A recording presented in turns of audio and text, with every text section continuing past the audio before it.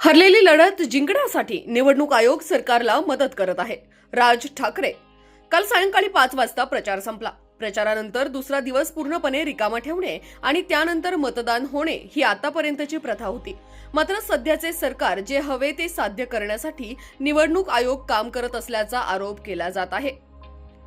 काल अचानक नवीन अधिसूचना काढण्यात आली असून आज मतदानाच्या आदल्या दिवशी सायंकाळी 5 वाजेपर्यंत मतदारांना भेटण्याची परवानगी देण्यात आली आहे. ही नवीन पद्धत कशी आणि कुठून आली याची कोणालाही स्पष्ट माहिती नाही.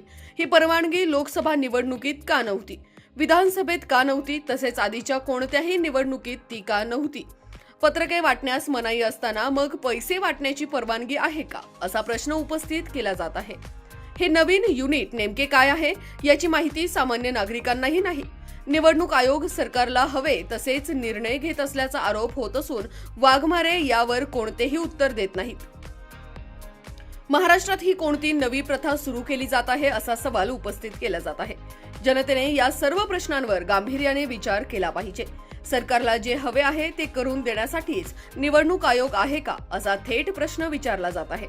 शिवसैनिकांनी सतर्क राहावे, लक्ष ठेवावे, कारण पैसे वाटप सुरू असल्याचे आरोप होत आहेत. हरलेली लढत जिंकण्यासाठी निवडणूक आयोग सरकारला मदत करत आहेत.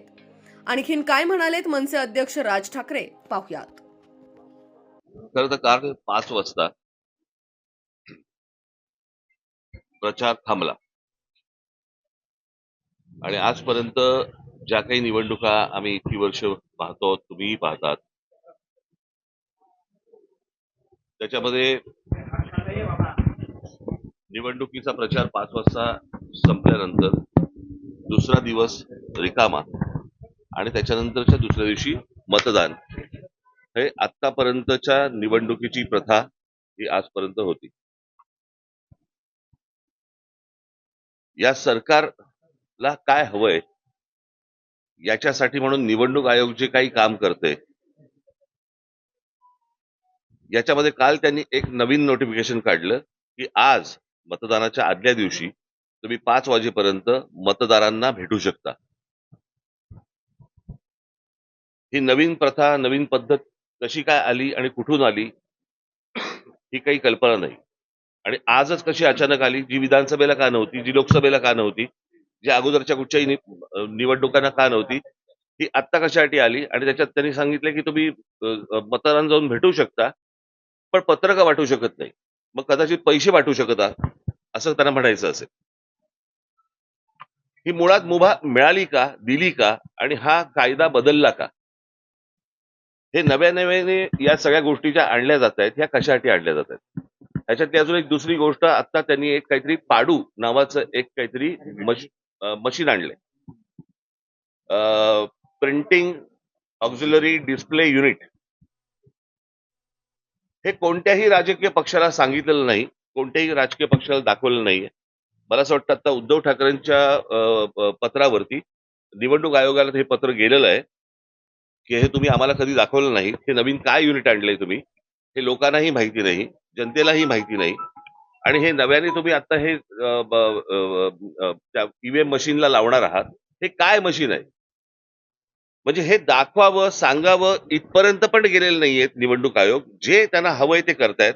ते वाघमारे ह्याच्यावरती उत्तर द्यायला तयार नाहीयेत. अर्थात आत्ताच्या सरकारने हा वाघ कधीच मारून टाकलाय, त्याच्यामुळे त्यांच्याकडनं काही अपेक्षा नाहीयेत. परंतु ही कोणती प्रथा आणि हे कोणत्या गोष्टी या महाराष्ट्रामध्ये चालू आहेत आणि निवडणुकीच्या तोंडावरती रोजच्या रोज हे कायदे बदलतायत, हा काय प्रकार आहे? मला असं वाटतं की पत्रकार म्हणून तुम्ही देखील ह्या गोष्टींचे प्रश्न त्यांना विचारले पाहिजेत, जनतेने पण विचारले पाहिजेत की हा काय प्रकार सुरू आहे तो. आणि म्हणजे सरकारला जी गोष्ट हवी आहे ती गोष्ट करून देण्यासाठी म्हणून निवडणूक आयोग आहे का? त्यांना ज्या काही सुविधा हव्या आहेत आता सरकारला, त्याच्यासाठी म्हणून आता निवडणूक आयोग काम करतंय का? हा आमचा सगळ्यात महत्वाचा प्रश्न आहे.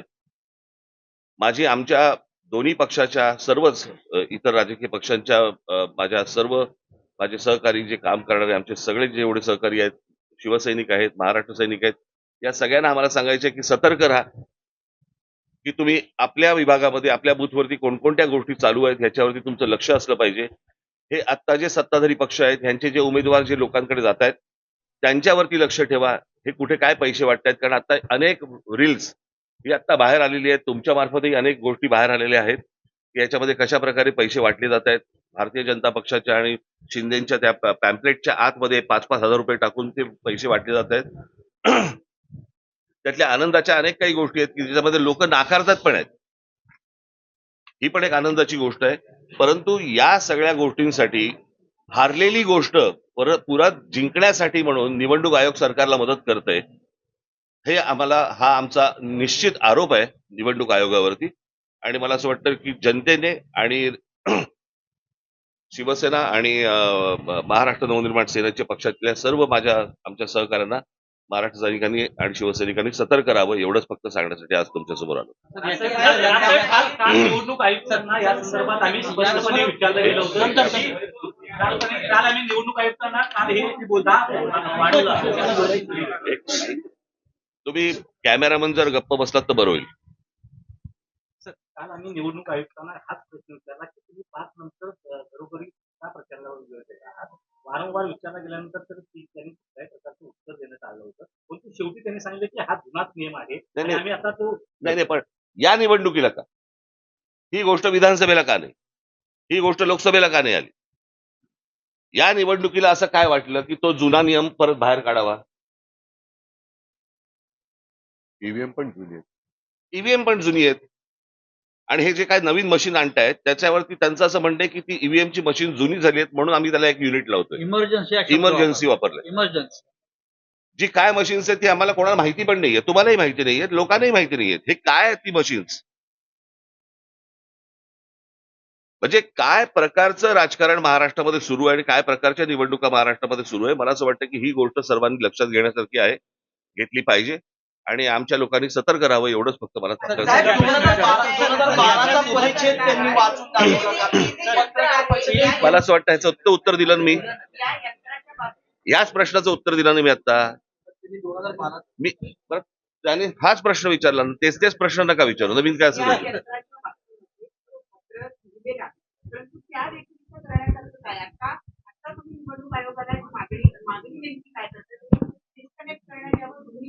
नाही अहो प्रश्न अर्थातच ना हे कोटचं मशीन आहे, हे दिसतं कसं? यातनं काय होतं हे तुम्हाला साधी गोष्ट आहे. ईव्हीएमचं मशीन असतं, तिथे तुम्ही त्या बूथवरती लोकांना बोलवता, सर्व राजकीय पक्षाच्या लोकांना बोलवता, बटन दाबायला सांगता, त्याला सांगता की क्लिअर आहे, बरोबर की नाही, दाखवता की नाही. हे आतापर्यंतची प्रथा आहे. हे नवीन मशीन जे आलंय हे राजकीय पक्षांना दाखवावंसं पण नाही वाटलं.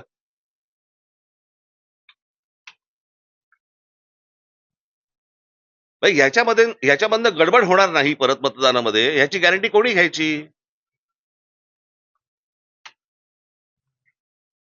इतकी बेबंदशाही चालू आहे. आम्हाला आज असं वाटलं म्हणून आम्ही आज असं केलं. ही कुठची लोकशाही चालू आहे? ही कोणत्या निवडणुका सुरू आहेत?